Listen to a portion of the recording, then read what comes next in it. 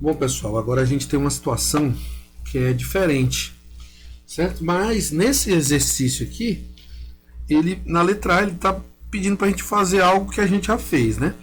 Vamos lá, vamos ver direitinho aqui. E aí eu vou comparar a letra A com a B e aí com isso a gente vai entender o que é o teste T pareado, tá? O que é o teste T pareado. Então veja bem, ele diz assim: a homogeneidade dos níveis de cloreto presente em uma amostra de água de um lago foi testada por meio de análise de porções retiradas do topo e do fundo da coluna de água, tendo apresentado os seguintes resultados em ppm de cloreto. Então observa que no topo ele tirou uma amostra, 2, 3, 4, 5, né? Então vamos chamar isso aqui de ocasião 1, ocasião 2, 3, 4, 5, por aí vai, né? Então, na ocasião 1 ele tirou do topo e do fundo, na 2 do topo e do fundo e até a ocasião 5, né? Aí ele diz: aplique o teste T em um nível de confiança de 95% para determinar se as médias são diferentes. Então, eu já calculei aqui a média separada e o desvio padrão, tá? Para a gente ganhar tempo. Então, a média desses 5 valores aqui é 26,34 e o desvio padrão é 0,121. Tudo isso aqui está em ppm de cloreto, tá? Do fundo, a média é 26,25 e o desvio padrão é 0,119. Então, o que a gente vai fazer? A gente vai comparar essas duas médias, tá? Então, eu vou fazer pela hipótese, né? Por teste de hipótese. Então, a primeira coisa eu vou dizer o seguinte: na hipótese nula, o valor do topo é igual ao valor do fundo, tá? O valor verdadeiro do topo é igual ao valor verdadeiro do fundo. Então, a hipótese nula, como eu disse, ela traz a igualdade. A hipótese alternativa vai ser que eles são diferentes, tá? Que eles são diferentes. Então, vamos lá. Eu vou fazer o seguinte. Eu vou primeiro, lembrando, a gente precisa calcular um desvio padrão combinado, né? A gente precisa calcular o desvio padrão combinado. Então, o desvio padrão combinado, ele vai ser o quê? Ele vai ser 0,121 vezes o grau de liberdade que ele foi calculado, né? Isso aqui é ao quadrado, tá? Mais 0,119 ao quadrado vezes também o número de grau de liberdade, que são 4, né? Porque a gente tem 5 medidas e tem uma média, né? Então, 4 graus de liberdade. Bom, eu tiro a raiz quadrada disso aqui. Eu tiro a raiz quadrada disso.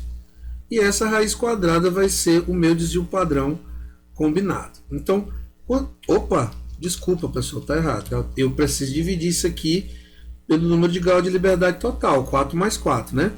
E essa raiz aqui é de tudo, tá? Eita. Peraí. Rapidão.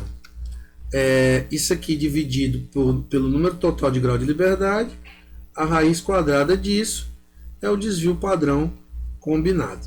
Então, observem o seguinte, né? Como eu falei antes, como o número de grau de liberdade é igual, aqui é 8, quando eu cortar 4 com 8, aqui vai ficar 2. Então vai ser a média aritmética desses dois aqui, né? Então o resultado vai dar quanto? Então isso vai dar 0,120, né? Vai dar 0,120, a média aritmética aqui, tá? Isso porque, por coincidência, os graus de liberdade são o mesmo. Então, ppm de cloreto. Então, esse é o desvio padrão combinado, 0,120. Então, agora eu vou calcular o meu T. Vou calcular primeiro o T, tá? O T calculado vai ser a diferença entre as médias, não é isso? A diferença entre as médias, vai ser a média do topo menos a média do fundo, dividido pelo desvio pelo erro, que é o desvio padrão combinado vezes a raiz de n do topo mais n do fundo, dividido por n do topo vezes n do fundo. Então, o meu T calculado, ele vai ser quanto? Então, fazendo aqui, só substituindo, eu vou ter 26,34 menos 26,25. Então, 26,34 menos 26,25 sobre o S-comb, que é 0,120, vezes a raiz. Eu tenho 5 amostras em cada um, né? Então 5 mais 5 dividido por 5 vezes 5.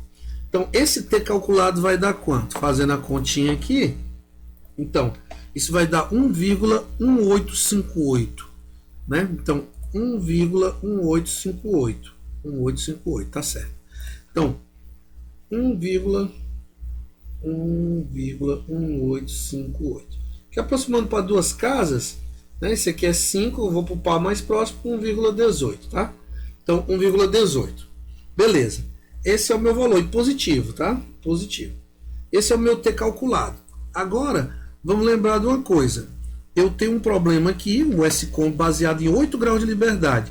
E como eu vou testar 95% de confiança, eu vou na minha tabelinha de T, aqui, para 8 graus de liberdade e para 95% de confiança. Então, 2,31. Certo?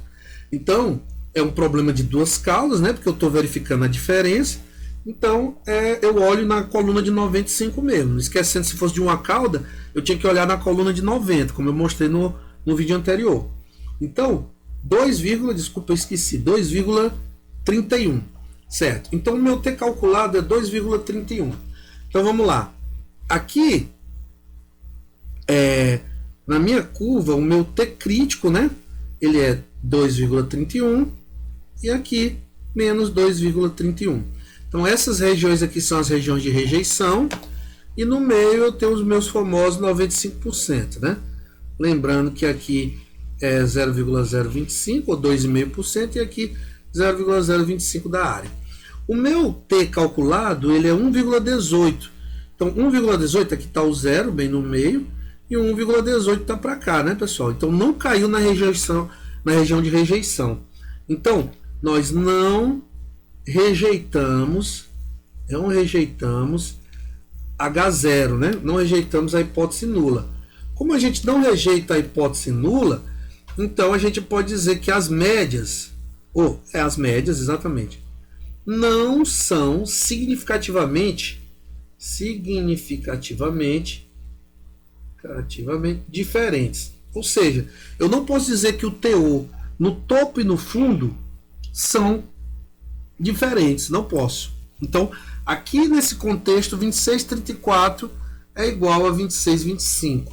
Tá? Então, aí você diria, então os níveis de cloreto são homogêneos ao longo da coluna de água, porque o topo e o fundo não diferem, então é homogêneo. Beleza. Agora observe o seguinte, observe a letra B. A letra B diz o seguinte, a letra B, ela fala, agora use o teste T pareado e determine se há diferença significativa entre os valores para o topo e o fundo em um nível de confiança de 95%. Então, na letra B ele está pedindo a mesma coisa, só que agora ele está mandando eu parear. O que é parear os dados? Observe o seguinte, pessoal. Na ocasião 1, ele pegou o topo e o fundo, né? Do mesmo jeito para a ocasião 2, 3, 4 e 5. Beleza. Quando eu me baseei nesse conjunto e nesse conjunto, o que eu estou imaginando como variância aqui para calcular esse desvio padrão? Eu estou verificando a variação que ocorre nos dados ao longo das ocasiões, não é? E aqui também. Beleza, mas está correto? Eu não estou querendo ver, não é a variância entre o topo e o fundo? Por que eu estou focando na variância do topo em diferentes ocasiões e focando na variância do fundo em diferentes ocasiões? Seria mais ou menos assim. Vamos supor que a gente pega 5 pessoas aqui, tá? Uma pessoa magrinha, uma mais cheinha, uma pessoa mais baixa, uma mais alta. Essas 5 pessoas elas têm uma variação do corpo delas. Aqui do mesmo jeito, 5 pessoas diferentes. Aí eu administro um remédio para esses aqui e um placebo para esses aqui. Aí eu comparo a média do que aconteceu, sei lá, o teor de alguma coisa no plasma sanguíneo desse e desses aqui. Ora, eu estou levando em consideração, se eu pegar a média do plasma sanguíneo desses aqui, eu estou verificando a variação que acontece do plasma sanguíneo entre esses indivíduos. E aqui também. Então, eu não estou focando no que me interessa, na variância entre a administração do medicamento e do placebo. eu estou focando na variação que ocorre entre o plasma dessas pessoas, e aqui do mesmo jeito. O melhor seria o que? Parear o dado. O que eu faria? Eu pegaria a mesma pessoa e colocaria o placebo, e a mesma pessoa em outra ocasião eu daria para ela o medicamento, sem ela saber. Então faria isso para todos eles. Então eu teria 5 pessoas. E aí, na diferença do teor de plasma sanguíneo, quando ela recebeu o placebo e quando ela recebeu o medicamento, é que eu ia focar. Ou seja, em outras palavras, para parear o dado eu uso a mesma amostra e foco na diferença, entendeu? Eu uso a mesma amostra em 2 ocasiões, em 2 situações, melhor dizendo, em 2 fatores, e foco na diferença. Então, por exemplo, se eu for fazer a diferença aqui, o que vai acontecer? Eu vou fazer o seguinte, vamos lá, vou botar aqui um sinal de diferente. 26.30 menos 26.22 dá 0,08. 26,43 menos 26,32 dá 0,11. Certo? É isso mesmo. 26,28 para 26,20, 0,08. E 26,19 para 26,11, 0,08. Esse aqui, 26,49, 26,42 dá 0,07. Então, eu estabeleci uma ordem aqui. Eu fiz topo menos fundo. Estabeleci essa ordem e fiz a diferença. Agora, como é que eu faço para focar somente na diferença? Eu analiso esses dados aqui. Ora, se a diferença for significativamente diferente de 0, então existe diferença significativa entre o topo e o fundo. Agora, se a diferença aqui não for significativamente diferente de 0, aí o que vai acontecer? Não existe diferença entre o topo e o fundo. É claro que olhando para esses dados já está na cara que existe uma diferença. Observe que no da letra A mostrou que não havia diferença, né? Então por que isso aconteceu? Porque na letra A eu misturei as variâncias, né? Eu confundi as variâncias. Eu confundi as variâncias entre o que acontecia nas ocasiões e as variâncias entre o que acontecia no topo e no fundo. Na verdade, eu foquei muito mais no que acontecia no topo ou nas ocasiões do que no topo e no fundo. Porque eu comparei eles dois por teste T. Mas a variação que eu calculei, o desvio padrão, foi na ocasião, certo? Então, agora isso aqui é mais realístico, certo? Eu vou comparar essas diferenças com o 0. Eu vou comparar essas diferenças com o 0, assim como a gente fez com naquele outro, no vídeo anterior, onde eu comparei com um valor de referência. É como se o meu valor de referência aqui fosse o 0. Entendeu? É como não? O meu valor de referência aqui é o 0. Então, pessoal, existe muita confusão na hora de tratar dados. Por quê? Porque as pessoas às vezes não entendem que tipo de variação elas estão trabalhando. E não é só fazer de qualquer maneira. Você tem que ter noção de como é a estrutura do seu conjunto de dados. É por isso que é muito importante o planejamento experimental. Porque quando você faz o planejamento experimental, você tem uma estrutura para as suas replicatas, para os seus ensaios. E essa estrutura ela tem que ser considerada na hora de analisar as variâncias. Não é simplesmente pegar todos aqueles dados ali e sair analisando, nem com análise univariada, bivariada, nem com multivariada, entendeu? Tem que haver uma noção disso aí. Só lendo bem aqui, eu tenho um outro exemplo aqui nessa leitura. Ó. Por exemplo, se estamos interessados em saber a diferença entre 2 métodos para determinar ácido acético e vinagre, ao empregar análise em marca de vinagre diferente, estaremos confundindo a variação devido aos métodos com a variação devido à diferença entre as marcas. Então, qual seria o ideal? É pegar uma amostra e testar na mesma amostra os 2 métodos e focar na diferença. Aí você vai ver se os 2 métodos são diferentes.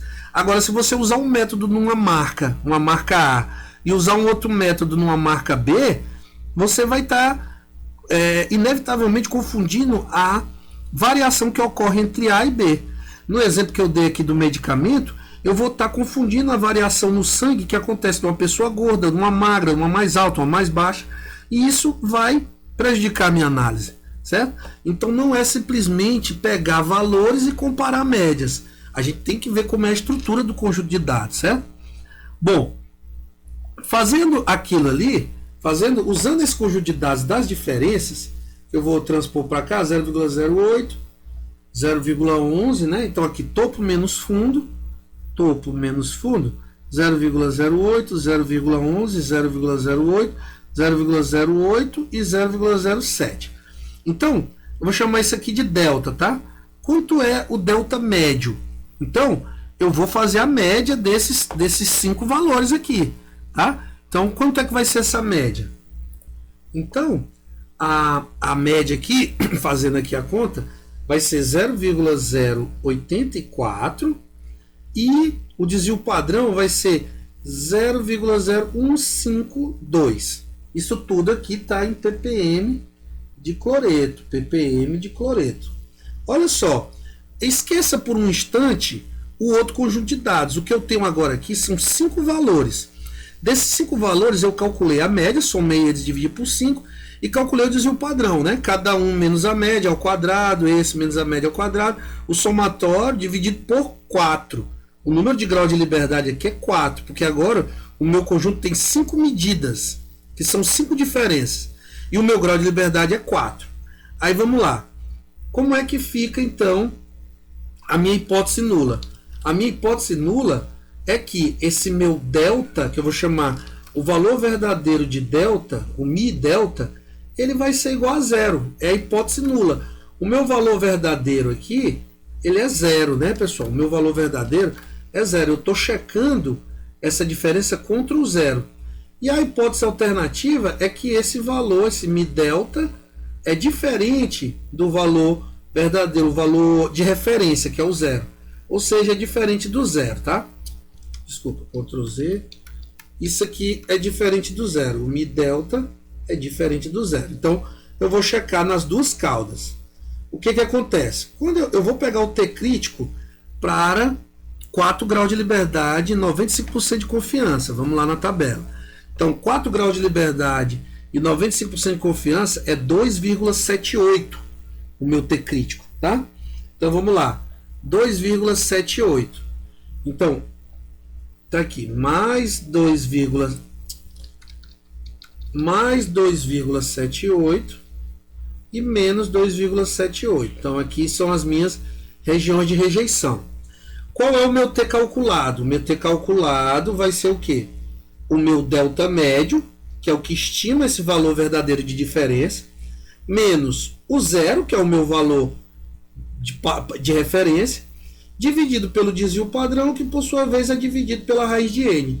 Aqui eu não tenho S-combi, aqui é o meu desvio padrão baseado nesses 4 graus de liberdade aqui, porque o meu conjunto de dados agora são essas 5 medidas. Então eu vou ter o seguinte, que T calculado vai ser 0,084 menos 0 sobre 0,0152, não é isso? 152, que por sua vez está dividido pela raiz de 5. Pela raiz de 5, porque são 5 medidas, o n aqui são 5, né? A gente está focando nesse conjunto de dados. Então isso vai dar quanto? Bom, então isso aqui vai dar 12,36, olha só. 12,36. Então, 12,36 positivo. Mais 12. Então tá muito para cá, né?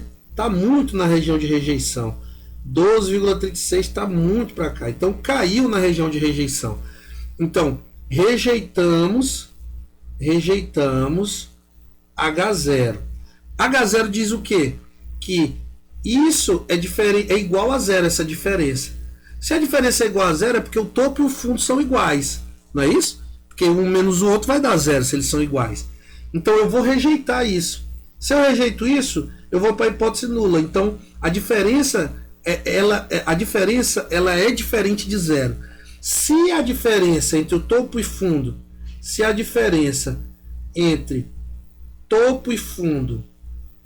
é significativamente diferente de zero, a um nível de confiança diferente de zero, a um nível de confiança de 95%, então o que eu vou dizer?